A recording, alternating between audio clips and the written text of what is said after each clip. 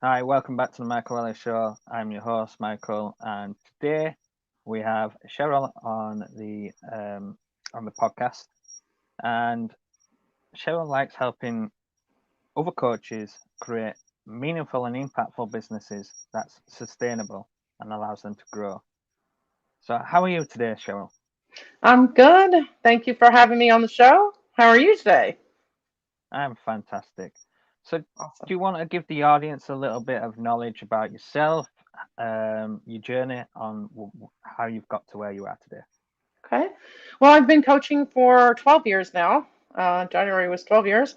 And I come from a financial background. I was in corporate for over 25 years. And I really wanted to do something different and needed to do something different and found coaching and really passionate about it.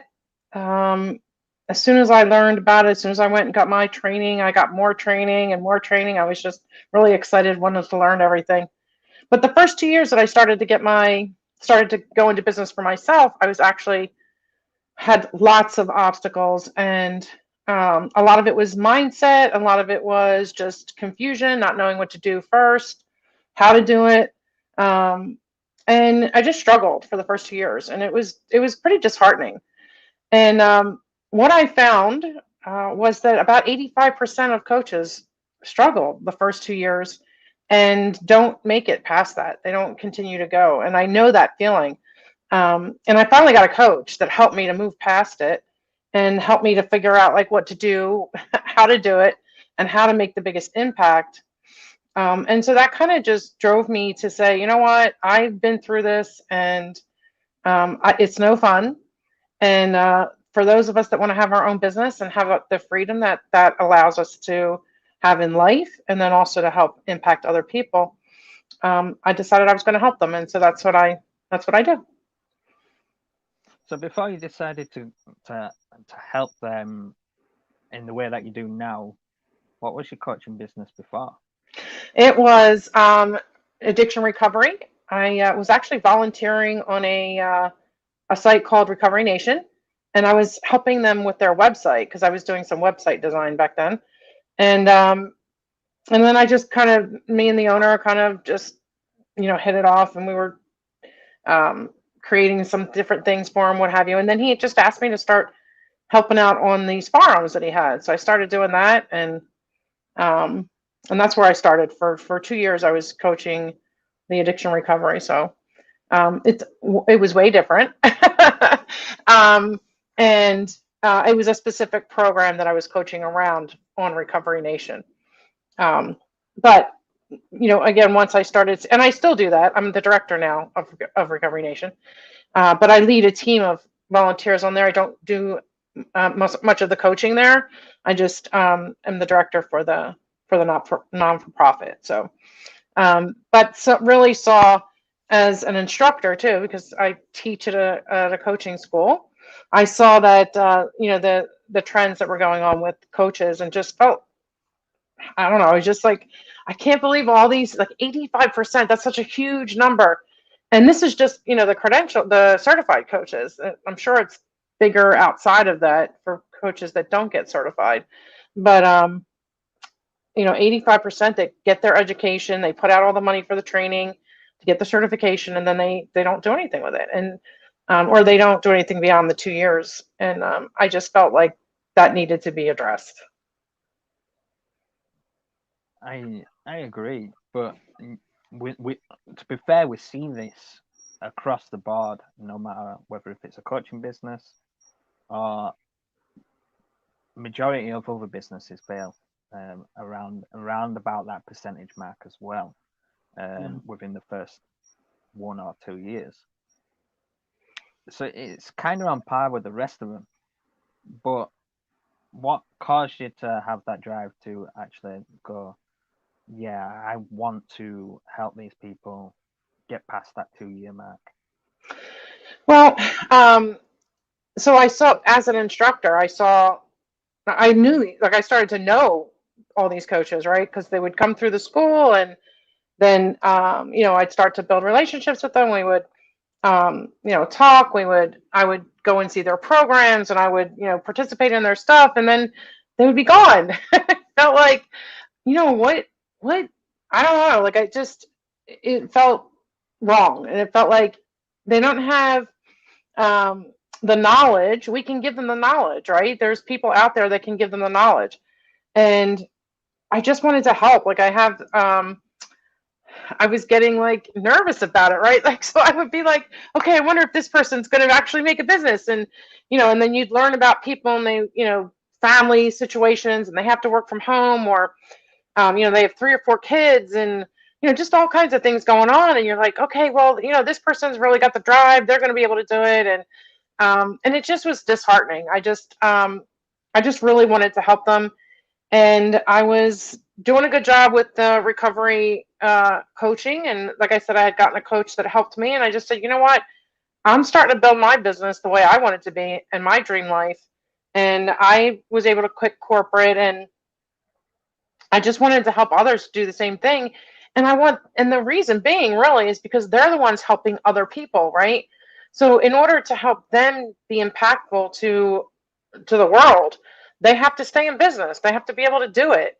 And so originally my mission was to touch 1 million lives by helping those that serve them, right? To help them to make the impact.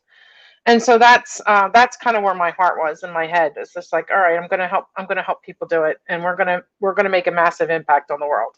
And that's still my kind of motto, is to help coaches and myself, that we all make a massive impact on the world, because the world needs coaches, and the world needs our help and our work.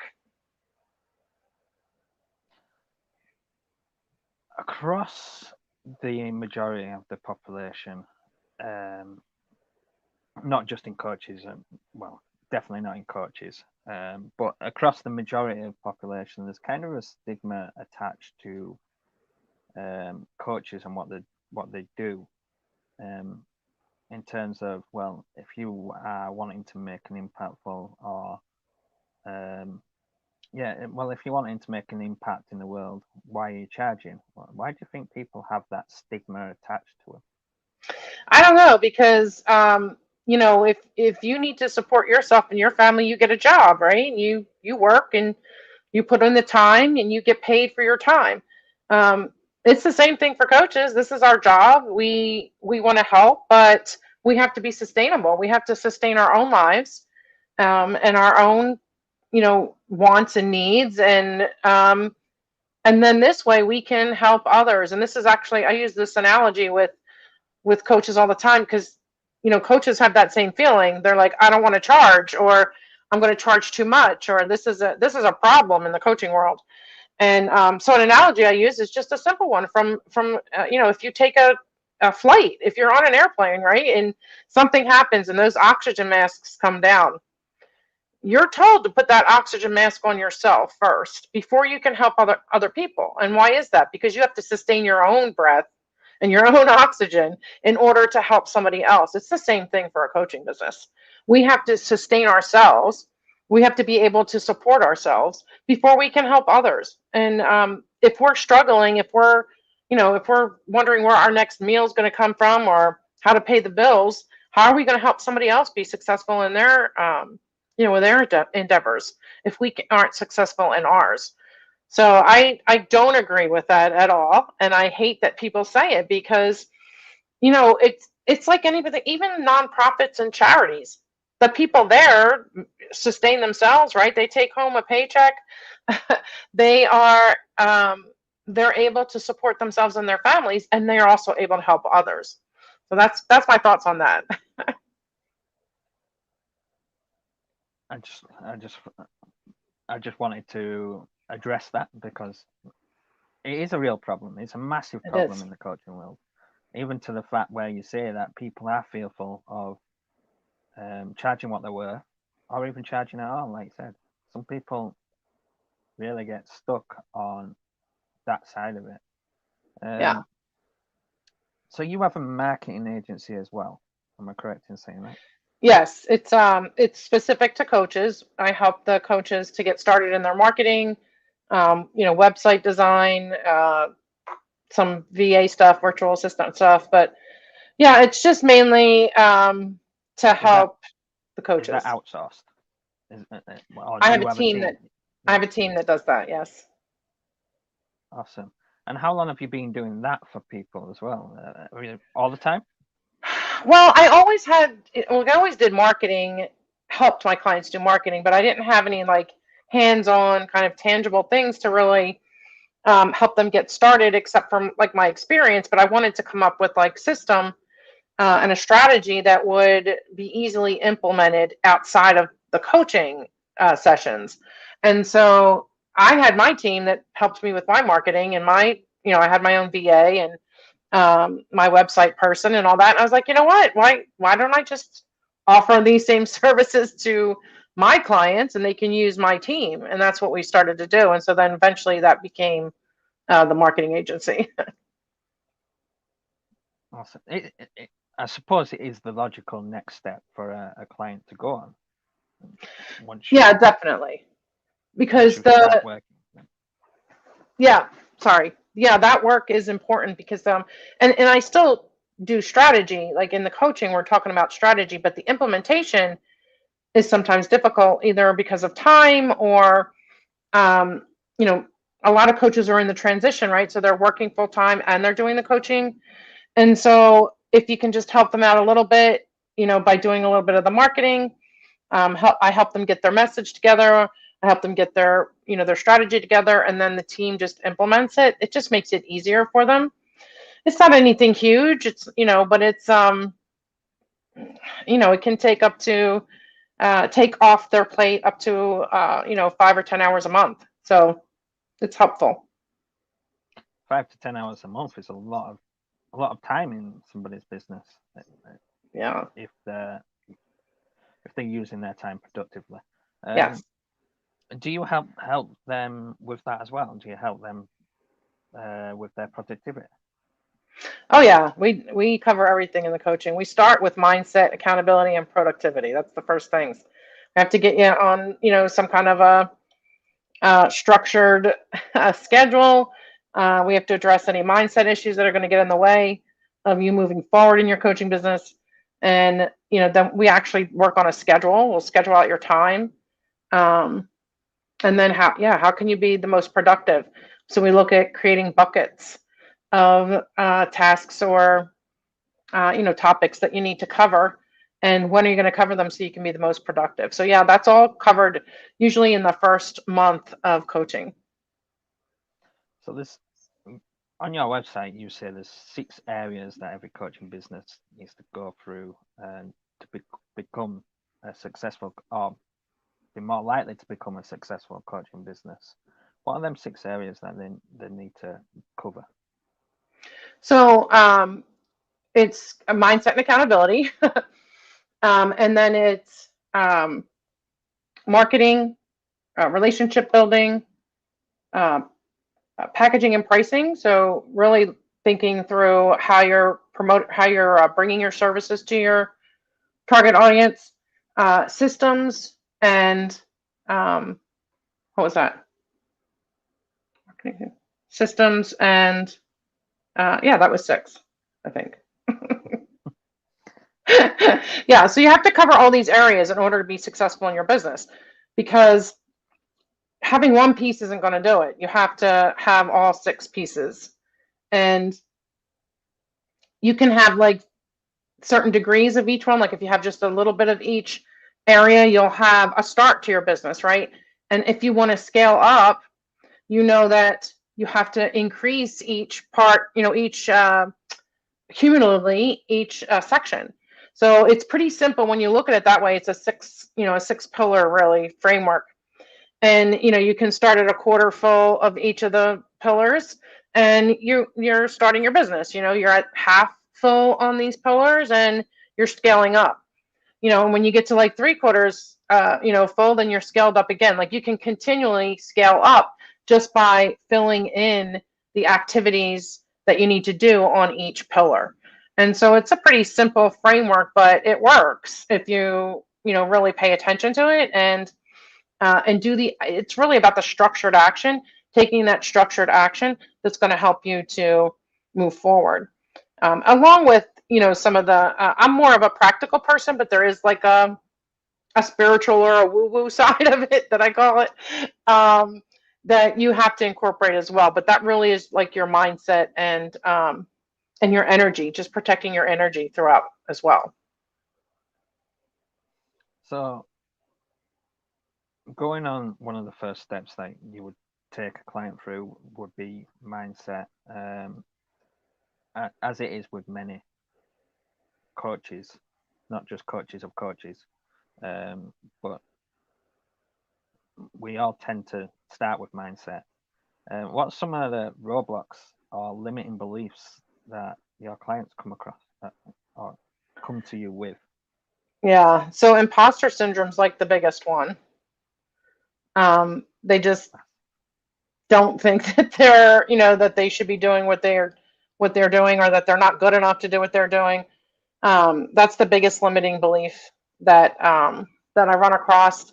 And then there's also like a perfectionism type mindset as well, and that's almost as debilitating as the imposter syndrome, because they feel like everything has to be perfect before they put it out there, and so they spend a whole lot of time trying to make things perfect, which is not attainable anyway. But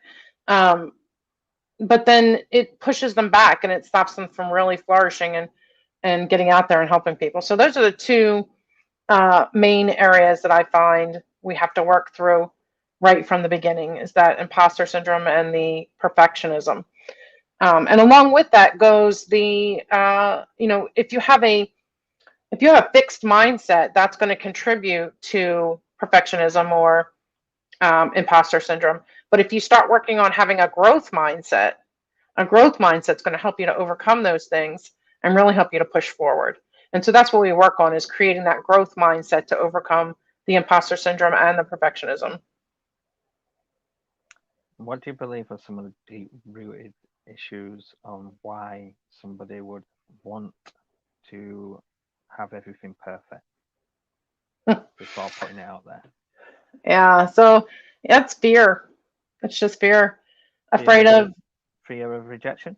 yeah, fear of rejection, fear of, people saying that they're not doing good, that it's not good enough, that, um, again, it kind of feeds to that imposter syndrome too, because it's like, oh, well, you're not good enough to do this. If it's not perfect, if every T isn't crossed and every I isn't dotted. Um, and yeah, it's just fear against rejection, against people's opinions. Um, it's an ugly monster. That fear, especially as solopreneurs, coaches and solopreneurs, and entrepreneurs in general. Um, we have to be our own cheerleaders, and we have to have, like, we don't It's typically. hard. It's hard being your own cheerleader as well, It but is. It's so hard. And if you don't have family support, supportive family or friends, which, a lot of entrepreneurs don't, because they don't understand what we do. It makes it even harder. Just a quick thing is, like, when I first started doing this, my kids were like, I had a pretty good job, and I had good benefits and good, I made good money. And all of a sudden, like, the things that the kids were used to getting, I would say, oh, let's look at this one. Like, and, because you're kind of struggling at first. And so they had some limitations they weren't used to. Not that they were spoiled or anything, but, they just weren't used to it. And they were like, Mom, why didn't you go back to your job? So it's a different mindset. It's a different understanding. And we don't typically have that support from family and friends. And so we have to provide it ourselves, or we have to find communities that do provide it for us. And that's what I try to do as well, is to create, be that cheerleader, and also, that person that can give you strategy and structure, but also provide a community where we can, lift each other up and be supportive of each other, because that's what we need as solopreneurs. That's what helps us flourish as people in general, is having support around us. so you started 12 years ago, and then did you start helping other coaches 10 years ago? No, it was 8 years ago. 8 years ago. Yeah. So 8 years ago, obviously the world was. I know it's only 8 years ago, but the world was completely different 8 years ago. Yeah. Um, so what are some of the differences from somebody starting out back then to starting out now? Um, well, I think it's definitely easier now. You have social media is much more prevalent. You know, it's just getting started back then, and now, of course, there's more social media outlets for you to be able to get on and get to know people. And I think that we're connected more uh, now through social media or through um, remotely, like we are now. We're able to connect more with people, and we're able um, to build up, our tribe or our community. I think before it was a lot harder. You had to do everything in person. You had to network like crazy. I remember having to go like I was doing 2 meetings a week, um, and that was crazy to me because one was like a morning one was a night one, and you just had to get. Not that I'm dissing that because that's a good thing to do anyway, like to do some networking. But I felt like I was just constantly doing it, and then also like volunteering on different boards, and just to this point of where it gets to be too much. And but that's how you had to do it back then, and that's where I think we get that word hustle, which I don't personally like. But we had to hustle a lot more back then, and we don't need to do so much now. We just need it to be more effective. um, so it was kind of like the volume before, and now we're looking at quality versus the quantity. Sorry, my internet just dropped out there, but it's back. Um, so you had to hustle a lot more back then. So now it's easier than it's ever been. Is that what you're saying? Yeah, I think well, so it's twofold, right? It's easier in the way that we can approach it, but it is a little bit more difficult because now there's more competition. So now there's more Yeah, coaches out there, more entrepreneurs out there. that's Um, that's the problem when the barrier entry becomes lower and the competition yeah, skyrockets. yeah. So now you have to really provide that value and the differentiator. What is making you gonna, what is gonna make you stand out above the others? Why would somebody want to hire you versus somebody else? And so that part gets a little bit harder, or at least a little bit more involved um, than it was. But the access is a lot easier now. So how does one become more stand out from the rest of the competition? How do they make their space in their niche, in their area of expertise? Well, so first they have to find out. Um, First, they have to look at the value that they can bring to somebody. So the first step is to know your target audience. You really have to know their pain points, their wants, their needs. You really got to get clear on your ideal client avatar. That is the first step. I say it to everybody, no matter what you're doing. If you don't know who your ideal client is, then you're going to have difficulty standing out because you're not going to speak directly to them. So that's the first step, is to really get clear on your ideal client avatar. And the second step is to look at what can you bring to the table that is different. So that means you have to do the research of the people in your space. So what are the other coaches in your space bringing to the table, and how can you make yourself stand out from that? So look at the value that you can provide, look at how you can do things differently. um, it's not everything is going to be unique because just because of the nature of what we do. But you can put your little spin on things. And also, your story is going to be, that's really the top three things. Your story is what's going to help people connect to you, um, and make you different than everyone else, because nobody's story is yours. Nobody has the same story. Nobody has the same personality. That's what's going to really help you to stand out above the rest. So, those three things, I think, when you put them together, really help you um, to stand out and differentiate yourself from others. Yeah, I completely agree. There's a saying that I like to say with people is that you're uniquely you, Yes. which is I'm a big supporter of personal branding. Hmm. Um, because that's one extremely good way how you can stand out, by just being yourself. Yep. Absolutely. I agree Um, with that. so after they've worked on them three areas, um, what's the most important system that a coach needs to set up inside their business, um, in terms of marketing or attracting or um, reaching uh, their ideal customer or avatar? Yeah. So, there's I don't know if it's the most important, but a pretty important one is the client journey. So, or the funnel, whatever you want to call it. So I say client journey because coaches don't really wrap their brains around sales funnel until a little bit later on. Like right in the beginning, we're talking about your client journey. What is it that what is the steps that you're taking them through? How are you reaching them first? Like what's their first contact? How do you get them more engaged with you with your free opt-in or whatever? Like start that client journey. Then from the free opt-in, what are you putting out there to them in your nurturing sequence? What are you telling them about you? What are the entry level products that you can get them into or services that you can get them into? How are you building up that rapport, trust, and intimacy with them through that client journey?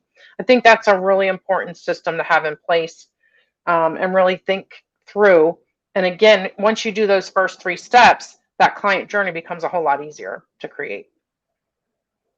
So, um, what are some of the examples of um, low entry products or services that um, some of your clients or yourself um, offer? Yeah. So, of course, it depends on your target audience, what's going to be beneficial for them. But, typically a group program is going to be the lower end. It's lower than typically your one-on-one. And also things like a membership, because that's one to many as well. And that could be a lot of manys in a membership. It takes the same time and energy that for one person than it does for 100 people in a membership group. Um, so those are really like the entry level. It could also be something like an ebook. It could be something that you write to help people overcome an obstacle or something that typically shows up in your ideal client avatar. So it could be like an ebook. It could be a webinar, like a $47 webinar where you're giving a strategy or you're helping again, overcome obstacles. So there's really a big variety of ways to get people in on that low entry. There's loads. You've only touched on a few of them there. Yeah. I just wanted to clarify what a low end product would mean for Yeah. you, and the process that you take your clients through, um, and just for the audience, for them to be able to understand some of the examples of what you're actually meaning there. Yeah. So obviously you have some one-to-one clients. Do you have anything after that? So, or is that the highest level that you take your clients on?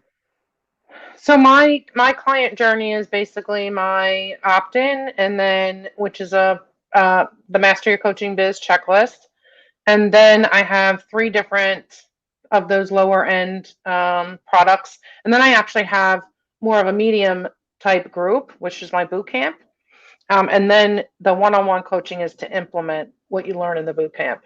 So that's kind of their journey there, which is free, entry level, medium, and then higher investment. Awesome. And if you want in that checklist, if you just visit michaelerlisonline.com/go/coaching checklist, that will send you over to Cheryl's homepage and drop you down to where you can access the checklist instantly. Awesome. And that is the What is it again? It's the master your coaching biz checklist. And it covers the 6 areas that we talked about earlier, doesn't it? Yes, the 6 pillars. The 6 pillars, yeah. If there's anything that I haven't asked you that I should have asked you, what would that be, and what would the answer be? Well, I think you're pretty thorough, but I think like That's a the thing. I final. think we've covered quite a fair amount of ground so far. Yeah, we definitely have.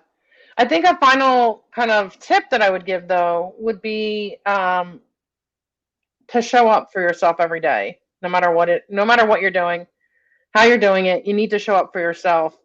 We talked about that support, but we really do need to be our own champions and our own cheerleaders, and we just need to do that by showing up every day for ourselves, no matter what that looks like for you. It'll be different from one person to the next, but really just showing up and putting yourself out there.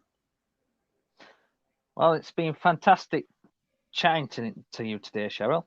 And guys, if you want to grab that checklist, it's michaelellisonline.com/go/coaching checklist, and the link's in the description too, and also on the show notes if you're listening on the podcast.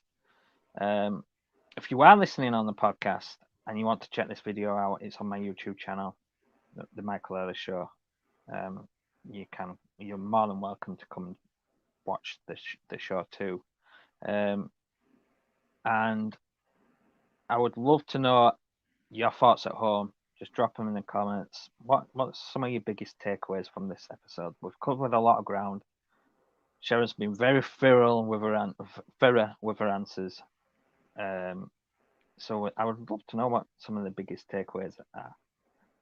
Yeah, definitely. And where else can they go to? Well, that link will take you to our website anyway. But are you on all the social media, or just some of the social media platforms? No, I'm everywhere. I'm either Coach Cheryl Thacker or just Cheryl Thacker on all the different social media outlets. Lovely. And just one last question. How would you like to be remembered? I want to be remembered as somebody that helped others be successful and live their best life. That's what I strive for myself, and that's what I strive for my clients. That's your passion and your mission. I love Yep. it. It's awesome. Well, as I said, thank you for coming on. Thank you guys for watching at home. Thank you for listening at home, and we'll see